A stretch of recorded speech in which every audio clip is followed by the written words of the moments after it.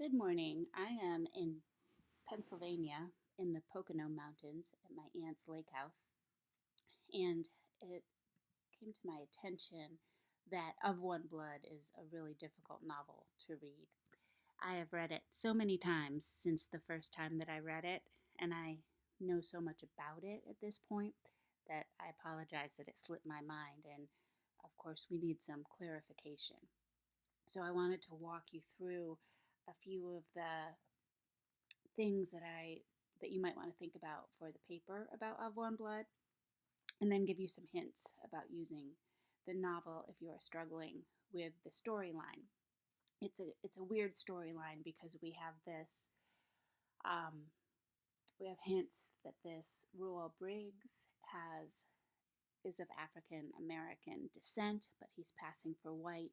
He is a great doctor, but he also knows more about the spiritual aspect of life and death, as well as the physical aspect that doctors usually attend to. He has a vision of this beautiful woman, and then he realizes that this beautiful woman is a singer with the Fisk University, which is a historically black university. Jubilee Singers is a real person. He sees and hears her singing, and he falls in love with her. The Jubilee Singers were a real singing group, and I suspect that Pauline Hopkins did sing with them and possibly attended Fisk University, but I'm not certain about that. I don't think it's been substantiated completely. At any rate, Ruel falls in love with this woman, but then, for strange reasons, even though he has a degree from Harvard, it seems that people are aware of his so called black blood, and he's unable to get a job, therefore, he can't marry her, and he has no way to support her. So his friend, so called friend, Aubrey Livingston, finds him a job on an expedition to Africa in which they are looking for these ancient hidden temples and tombs of Merowe that are supposed to have great riches. And he goes on this expedition with his friend Charlie Vance, his friend from medical school. And while he's on the expedition, he learns that Diantha has died. So he has nothing to live for anymore, and he's incredibly distraught. And he knows that this servant, Jim Titus, is trying to murder him. And he wanders into the temple on his own. So as you are reading, keep in mind that like halfway through the book, there are these synopses of what has happened up to that point. And it is halfway through the book when the references that we also find in the Bible start ringing through the text. For example, this is the Acts of the Apostles.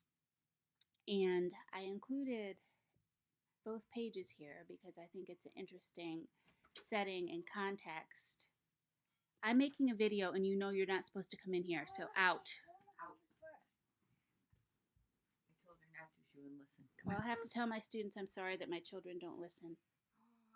I guess I'll have to go somewhere else to do my work. Let's go see deer. I included, sorry for the interruption.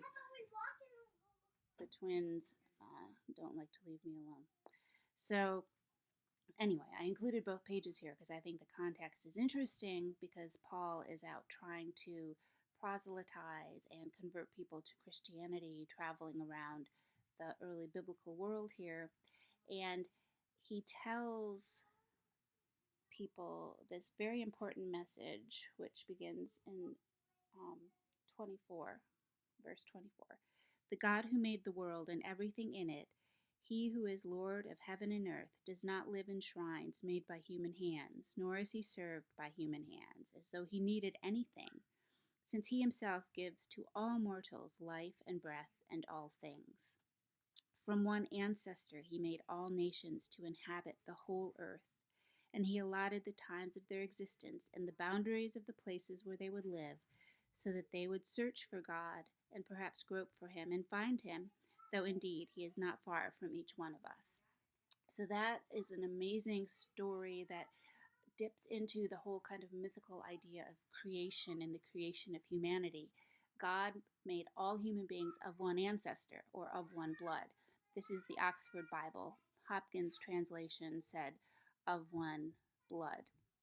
And God made people to inhabit the entire earth and meant for everyone to have access to the entire earth so they could search for God and thereby learn from one another and bring each other closer to an understanding of God. So the idea of diversity of people from various regions and parts of the world intermixing and intermingling and talking to each other is a very powerful concept for Hopkins because it suggests to her that part of the reason, the logic of the horrors of slavery is not that Europeans will make Africans into their version of Christians, but rather that the, the world will also learn from Africans about spirituality and religion and about God. And if you think about the contributions of African American spirituality to the United States, Black people, even when enslaved, changed the face of American religion. They made it more charismatic, they made it more expressive. The role of the spiritual in those songs like Amazing Grace and Go Down Moses that Diantha sings really changed the face of American religion from back when the Puritans were afraid to even twitch or move during their services. From the very, if there was any singing or any hymns, there was no sense of joy or of the love that God brings, but that African American spirituality really demonstrated God's love for the world and for people and changed American religion. So in this particular verse, Hopkins finds great inspiration for understanding that God made all mortals. God made everybody equal, and God intended for us all to learn from each other about love, about becoming closer to God. So that's the Acts reference. In the Psalms reference, there and again the whole passage is really interesting because it's about righteousness and about God saving everyone, and it's a very empowering message about God having our back if we are on the side of righteousness and love and goodness. So the great congregation, um, the Lord of Israel, of all of these different places, and then we get to the line, the famous line where it says, "Let bronze be brought from Egypt, let Ethiopia hasten to stretch out its hands to God." In Hopkins' translation, it is, "Princes will come out of Egypt. Ethiopia shall stretch forth her hands unto God." So, again, we see here this message that Africans, and we're not talking about the country Ethiopia here, we're talking about Black Africa, we're talking about the Sudan, where Candace was probably from, and about the message that Africa has to bring to a better understanding of the God of Israel, the God of righteousness, the God of freedom and justice. So I have one last reference here, and give me a second here. Yes, in the last reference, we have Peter and John speaking the word of the Lord, and they're being ostracized and they're being rejected by the Roman Empire, but they're trying to get people to receive the Holy Spirit. And one of the people that Philip runs into is a man who is a eunuch, which means an intersex person. That in itself is fascinating. That in the Bible, there's a reference to intersex people because scientifically, it is true that there are not just two sexes, and there's a kind of wide range between male and female, both physiologically and hormonally, genetically. But here is a person who is a eunuch, who is a court official of Candace, queen of the Ethiopians. And he's in charge of her entire treasury, so he's in charge of this great wealth. He has traveled to Jerusalem. So that suggests that Candace is an important person. She sends her emissaries from Africa to Jerusalem, that Africans are traveling and interacting and practicing foreign policy, and that they have great riches. But this particular eunuch is reading. He had come to worship. He has a chariot, so we know that he is an important regal person, and he is trying to read the words of the prophet Isaiah. Philip goes over to him to help him and says, "Do you understand what you're reading?" So here is a man who has come from Ethiopia seeking an understanding of God. And the man says, "I need someone to guide me. How can I understand unless someone guides me?" And that kind of humility and that kind of desire and seeking for God, I think is a pretty powerful moment. So, of course, the apostles who know Jesus are the ones who are sent out to give the message. And this apostle talks to the Ethiopian and joins him and spends time with him. And then the man asks Philip, "About whom, may I ask you, does the prophet say this? About himself or about someone else?" And Philip begins to speak, and starting with the scripture, he proclaims to him the good news about Jesus. And as they were going along the road, they came to some water, and the eunuch said, "Look, here is water. What is to prevent me from being baptized?" So, really, immediately, this man takes up the message of Jesus. And he stops his chariot. Philip and the eunuch go to the water, and he gets baptized. When they come out of the water, the Spirit of the Lord snatched Philip away. The eunuch saw him no more, and he went on his way rejoicing. I love that line, "he went on his way rejoicing," because John Marrant, one of the earliest African American writers, in his narrative talks about going on his way rejoicing in the wilderness too. But the point here, again, is that Africa was really important early in biblical times, and Africa will be important again. That's why Hopkins focuses on these biblical lines that she keeps repeating in Of One Blood, and that's why she chose to write this crazy novel about Africa in the historical moment in which she wrote it. So I had a mark, which I probably forgot already, where when Reuel first meets when he first goes into the ancient and hidden African city and meets the ancient Africans, they are using lines from the Bible in slightly modified form. First of all, this chapter right here is where Professor Stone tells him all about ancient Africa and about how it was a great and wonderful place and how it will rise again.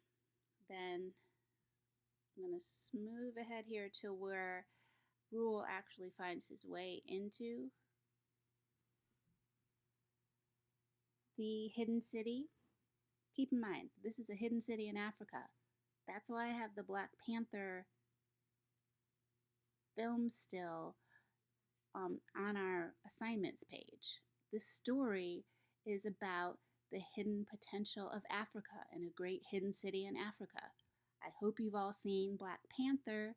If you haven't, watch it. To me, the tradition of understanding that Africa has hidden and humble greatness and importance in the world that's in that movie is something that African Americans have known about for hundreds of years. So think about that connection. Hidden city in Africa, discovered, will bring forth its gifts to the world. It's the same thing as this most amazing movie of the 21st century. So anyway, they call Reuel Ergomenes. They say, "You shall begin the restoration of Ethiopia. Blessed be the name of God forever and ever, for wisdom and might are his, and he changes the times and seasons. He removes kings and countries, and to set them up again. He giveth wisdom unto the wise, and knowledge to them that know understanding. He revealeth things, and the light dwelleth with him." So we get more of this biblical language. Heaven with the birth of love, all hail. This is probably Longfellow or Milton. I would have to Google it. But they recognize Rule as the great African king, and they say, help us to bring back the greatness of Africa again, bring together the modern world with Africa to help Ethiopia stretch forth her hands unto God. And let me look, it's a little bit earlier in this chapter where I keeps quoting the Bible in slightly modified forms. Just give me 1 second and I'll show you an example. Okay, there's a sphinx.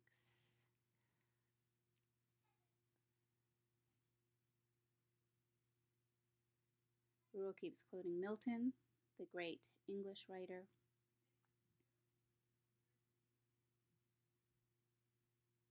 When he first meets I,